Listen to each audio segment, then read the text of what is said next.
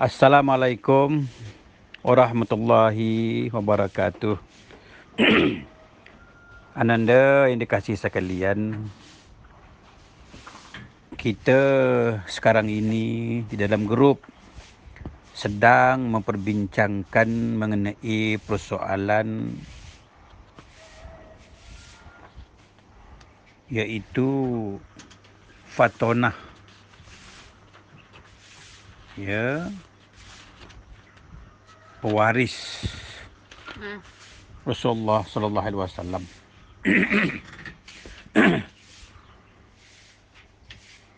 Apakah yang dikatakan pewaris baginda Rasulullah? Ramai di antara kita mengambil pendekatan pewaris itu keturunan darah daging. Lalu dinamalah anak masing-masing dengan nama Said. Nama Said bagi menggambarkan keturunan Rasulullah. Namun apa yang kita lihat, ada yang bernama Sahid, ada yang bernama Said menjadi perompak, penyamun, penagih dadah, penipu, menzalimi ibu bapa. Beginikah yang dikatakan pewaris baginda Muhammad Rasulullah? Pewaris ini umpamanya kita ni zuriat gajah. Kita ni umpama zuriat gajah. Apabila kita beranak, tak ada anak kita menjadi harimau. Kita tetap mewarisi sifatnya gajah. Sebab kita pewaris benih gajah. Tak ada menjadi harimau, tak ada menjadi buaya.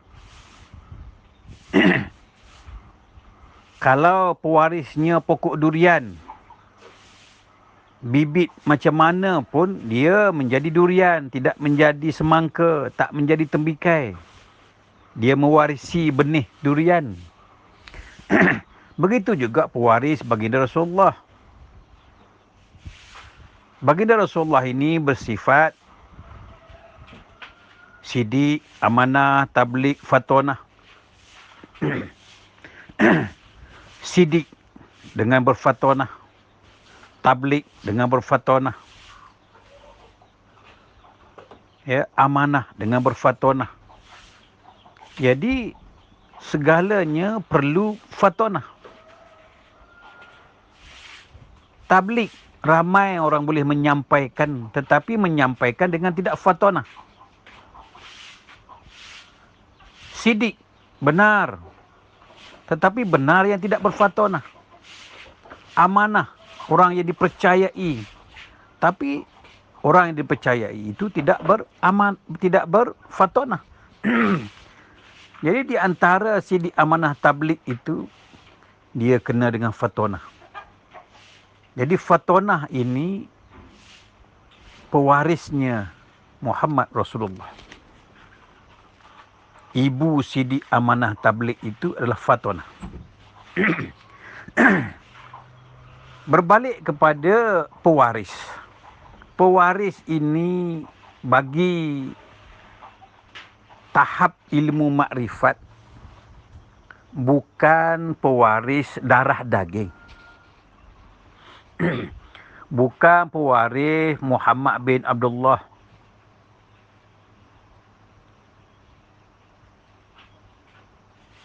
Bukan pewaris sifat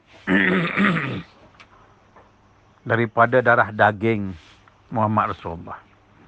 Dari suluhan ilmu makrifat, pewaris itu apa? Pewaris ilmunya, sidik, amanah, tabligh dan fatonah. Bukan sifat. Ya. Sifat semuanya ada hidung. Tidak pewaris Nabi pada hidung.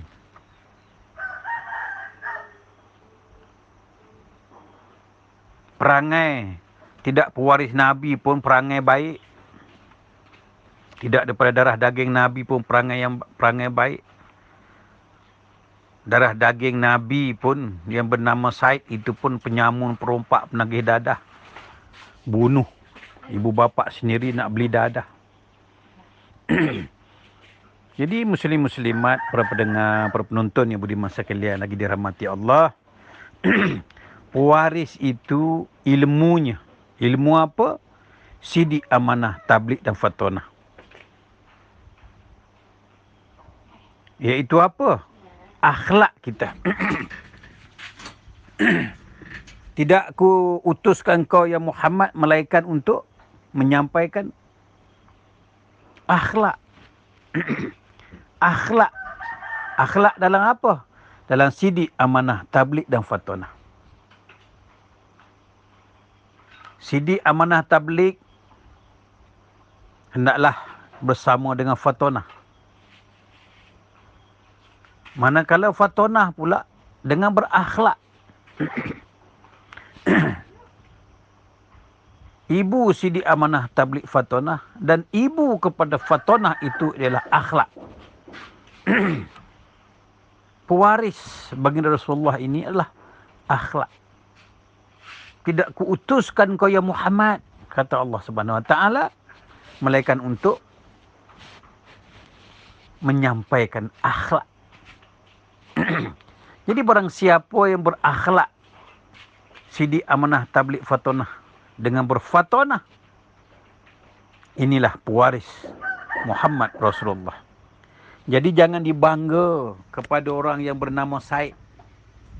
Saya juga berdarah Said. Sya'ari Muhammad Yusof Cik Wuk bin Husin bin Said Ali. Tetapi atuk nenek saya sudah sedar perkara ini, membuang perkataan Said. Tak ada guna nama Said. Bukan merendahkan keturunan Said, saya pun Said. Tetapi maksudnya di sini, keturunan Rasulullah itu bukan pada darah daging. Iaitu pertama, keturunan Rasulullah ni sidik, amanah, tabligh. Dan semua sidik, amanah, tabligh, tiga perkara itu terkandung dalam fatonah. Fatonah pula terkandung apa? Di dalam akhlak kita. Segala akhlak kita adalah berfatonah. Tidak kuutuskan engkau ya Muhammad melainkan untuk menjaga, memperkenal, memperkhabar, memperlihatkan akan fatonah. Jadi muslim-muslimat, inilah kefahaman dari segi ilmu makrifat. Ya. Fatonah inilah yang hendak kita jaga. Inilah keturunannya Rasulullah itu, pewarisnya Rasulullah itu adalah dari segi akhlak.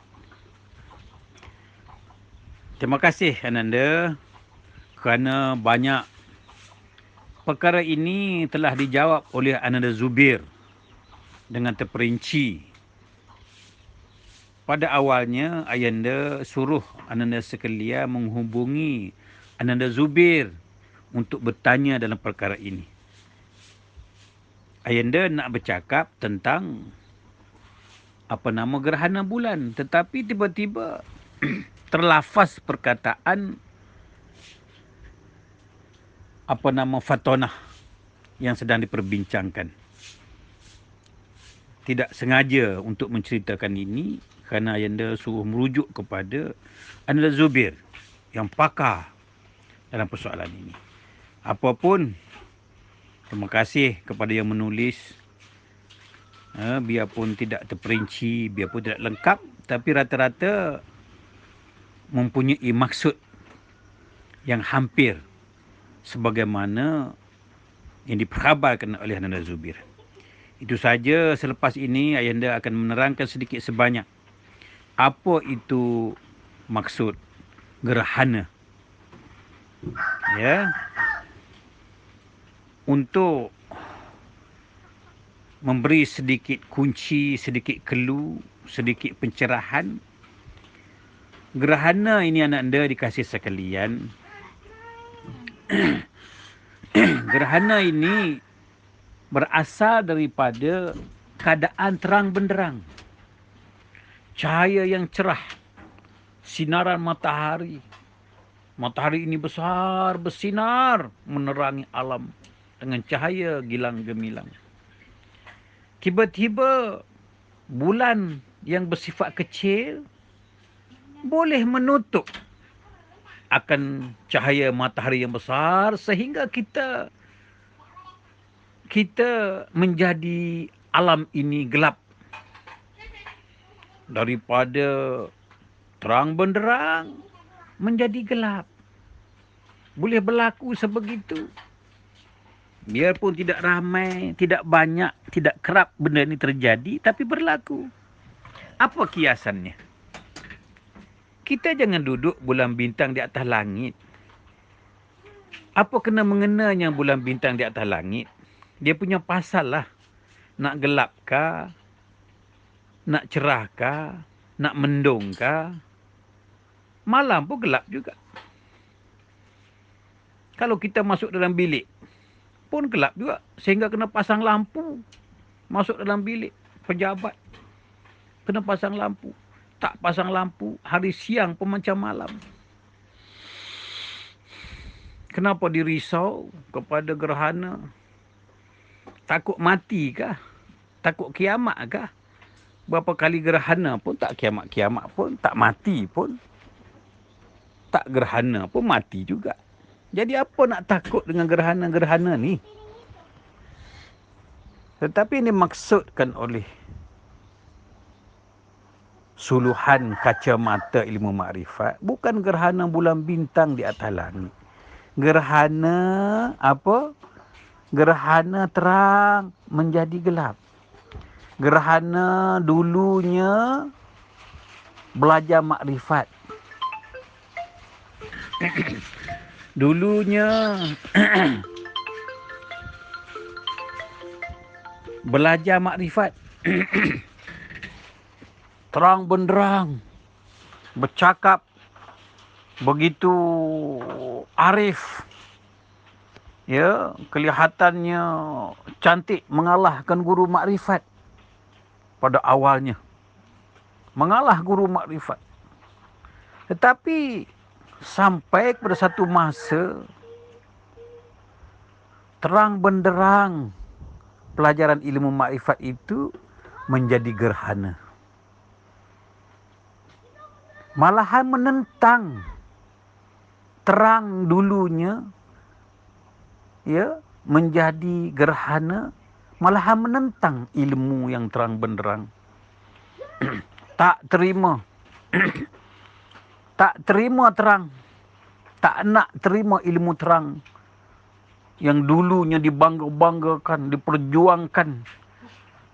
Tetapi setelah menjadi gerhana, bukan lagi tak terima akan terangnya cahaya matahari, malah membangkang, memfitnah, memburuk guru di belakang, menolak akan cahaya matahari. Menolak cahaya matahari yang terang ini. Kenapa? Kerana hati dah menjadi gerhana. Ramai yang terjadi sekarang ini. Dulunya anak murid yang lantang begitu bangga hati seorang guru kerana mendapat pewaris ilmunya. Namun pada satu tahap menjadi gerhana. Tak pernah lagi telefon guru. Kalau dulu 67 kali satu hari telefon bertanya kabar umpamanya. Lantang bercakap. Tapi sekarang ini membisu 1000 bahasa. Telefon pun tak pernah ucap selamat hari raya pun dah tak ada dah sekarang ini. Nak ucap selamat hari raya tuan guru dah tak ada dah. Kenapa? Kerana hati dah menjadi gerhana. Jadi berbalik kepada gerhana sebagaimana asalnya gerhana. Orang ni gerhana pun sekejap saja. Tetapi ini gerhana ni Bukan lagi sekejap, gerhana yang berpanjang-panjangan. Bermusuh dengan guru. Memfitnah lagi guru, ilmu makrifat ni tak baik dah. Dulu baik. Tapi dah menjadi gerhana, ilmu makrifat tak bagus. Sesat, salah. Haji Syari sesat, salah. Inilah ida maksudkan, ya, gerhana di waktu matahari terang benderang. Jadi sepatutnya kita membuat slot lain. Namun tidak membuang-buang masa, kita rangkul sekali mengenai pewaris Rasulullah itu, ya, akan fatonahnya kita gabung sekali dengan gerhana matahari. Terima kasih Ananda akan sekaliannya. Wabillahi taufiq wa hidayah. Wassalamualaikum warahmatullahi wabarakatuh.